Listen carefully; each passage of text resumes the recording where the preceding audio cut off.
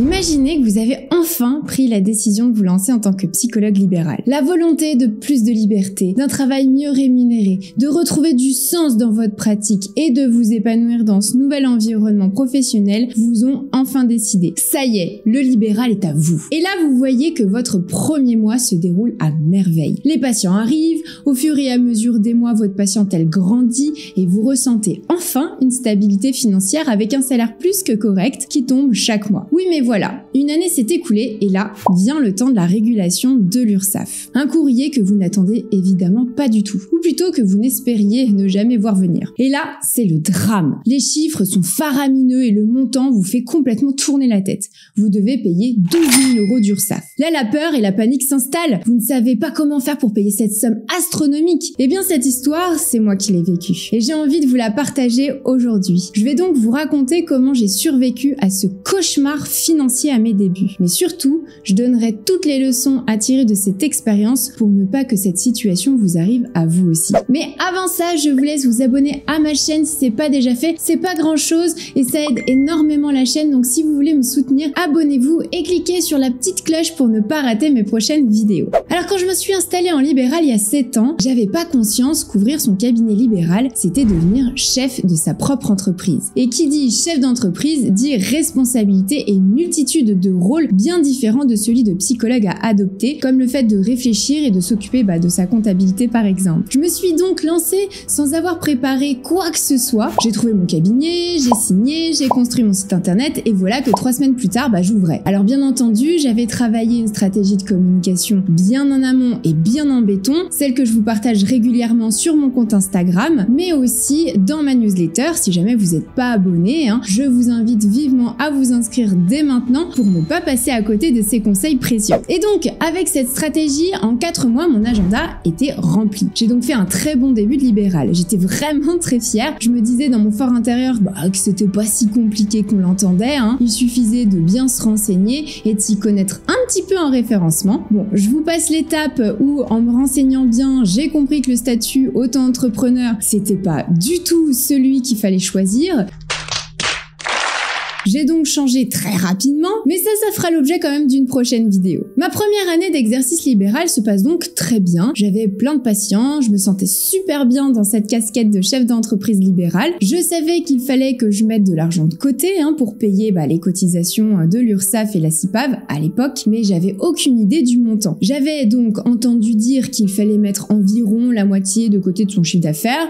Bon, ok, mais c'est-à-dire, comme mon chiffre d'affaires avait évolué de mois en mois, je savais pas trop, et donc je me suis dit, oh, ça va le faire. Mais vient un beau jour où je reçois une magnifique lettre de l'URSSAF. Ma première année de libéral s'était écoulée, nous savions, eux et moi, combien de chiffre d'affaires j'avais fait, et là, il m'annonce que le forfait de base qui était attribué pour la première année de libéral était largement insuffisant par rapport à mon chiffre d'affaires que j'avais fait. Et au total, j'ai dû payer 12 000 € d'URSSAF. Et là, c'était la panique. Je m'attendais pas à un chiffre aussi élevé, mais surtout, je n'avais pas bien anticipé puisqu'il me manquait en fait 2 000 € que j'avais pas. Les calculs étaient donc mauvais.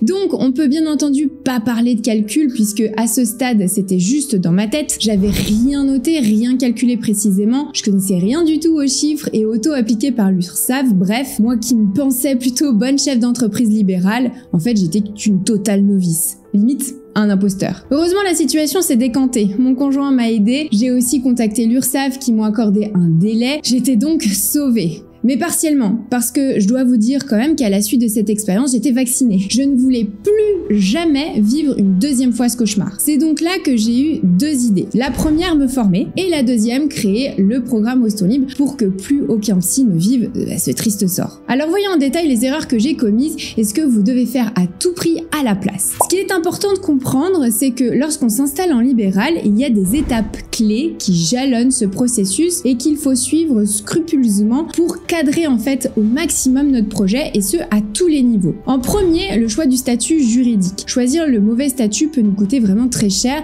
et croyez-en mon expérience, j'ai encore échappé belle. Vous devez choisir le statut qui vous correspond le mieux et qui s'applique parfaitement à votre activité afin de ne pas vous faire perdre un seul centime. Et le statut d'auto-entrepreneur est rarement le meilleur. Mais une vidéo dédiée à ce sujet sera probablement mieux quand même, non? Dites-moi en commentaire si ça vous intéresse. La deuxième erreur que j'ai commise, c'est que je me suis pas du du tout préparée à toute la fiscalité et à la comptabilité. Je me suis lancée tête baissée, sans faire aucun calcul et avancer à l'aveugle, surtout dans l'entrepreneuriat, c'est jamais bon. Avant d'ouvrir votre cabinet, il est crucial d'élaborer un plan de financement et un prévisionnel aussi précis que possible pour savoir où vous allez sur le plan financier, combien vous allez devoir payer d'URSSAF et d'impôts dans diverses situations. Si je l'avais fait, j'aurais su en fait que le montant des cotisations sociales était de 12 000 € et non pas de 10 000 €. Avoir un plan financier, c'est un élément essentiel de la construction de votre projet libéral. Parce que même si vous faites vous aussi une très belle année, une très belle première année, si vous ne survivez pas financièrement à la deuxième année, tout s'arrêtera. Donc je vous conseille vivement, avant d'ouvrir votre cabinet, de tout budgétiser, de faire un prévisionnel, un plan financier avec un business plan. Ça vous permettra de projeter en fait vos premières années d'exercice et d'avancer en sachant exactement ce que vous devez payer. Donc fini les surprises de la régulation de l'URSSAF. Même si malgré ça, vous n'êtes toujours pas convaincu, même si de vous à moi, je comprends vraiment pas pourquoi, pourquoi vous ne l'êtes pas encore à ce stade, eh bien je vais quand même vous donner 3 bonnes raisons de construire un plan financier. Premièrement, il vous donnera une vision à long terme de votre activité libérale. La budgétisation, elle permet de prévoir et de planifier pour l'avenir en vous assurant que vous aurez les moyens de subvenir à tous vos besoins et surtout que vous pourrez vivre de votre cabinet. Deuxièmement, vous aurez un contrôle de vos finances et ça, c'est quand même pas négligeable. En ayant un budget maîtrisé, vous pourrez donc savoir quand et comment dépenser votre argent sans vous retrouver dans le rouge et sans surprise désagréable comme moi. Et troisièmement, ça vous permet de vous préparer aux imprévus. Par exemple, ça vous permet d'avoir un fonds d'urgence pour pallier à toutes les situations d'urgence, les dépenses imprévues et faire face à tous les défis financiers qu'on a tous en tant que chef d'entreprise libérale. L'anticipation est vraiment indispensable, c'est même la clé. Et pour réaliser votre prévisionnel, je conseille à tous les membres de mon programme Ose ton libre d'accompagnement d'anticiper encore plus avec 3 scénarios. Un scénario catastrophe, un scénario plutôt réaliste et un scénario rêvé. Comme ça, vous êtes prêts en toutes circonstances. Et ce prévisionnel, vous allez le réaliser chaque fin d'année pour l'année suivante. Comme ça, en fait, vous êtes vraiment sécurisé et dans le contrôle. Même si vous ne savez pas par où vous y prendre pour vous lancer en libéral, sachez que j'organise une conférence en ligne exceptionnelle ce mois de décembre dans laquelle je vous explique comment faire pour créer une activité libérale réussie. Les places sont évidemment limitées, alors pour vous inscrire dès maintenant et ne pas la louper, le lien est juste en bas. Mais parfois le libéral ça marche pas aussi bien. Vous avez peut-être du mal à le faire décoller et à en vivre. Si c'est votre cas, alors je vous invite à regarder cette vidéo. Je vous donne toutes les raisons pour lesquelles votre cabinet ne marche pas. Si vous avez aimé cette vidéo, alors soutenez-moi et cliquez sur le petit pouce juste en bas et abonnez-vous à ma chaîne. Moi je vous retrouve la semaine prochaine. Je vous souhaite une très belle journée. À très vite. Ciao, ciao.